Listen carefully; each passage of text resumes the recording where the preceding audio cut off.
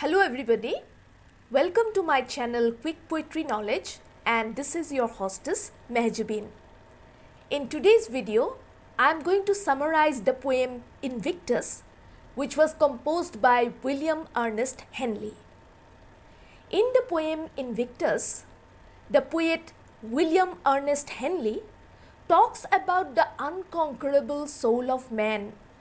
In Latin, the word Invictus means unbeatable. The poet begins the poem by comparing his life to the darkness of the night. His days are enveloped by total darkness. From one end of his life to the other, there is only dejection, pain and gloom. The darkness in his life is no different from hell. From one corner or pole of his life to the other, there is just hell and nothing else. Yet, from the hellish circumstances of his life, the poet offers his gratitude to the gods for having blessed him with a spirit that is unbeatable. Next, he says that in the grip of tragic circumstances, he had never complained. He had never expressed his grief. Destiny had been harsh with him. He had endured blows after blows. Physically, he had been torn apart. Today, he is covered with wounds and cuts.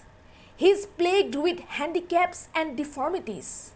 Although his head is covered with blood, it will never submit to the relentless pressures of life. It will never bow down. It will never accept defeat. The poet goes on to say that his days on earth have always been so incredibly challenging that many a time he had been furious, and sometimes he had cried out of anger and frustration. He knows that death is knocking on the door. At any moment of his life he might have to die.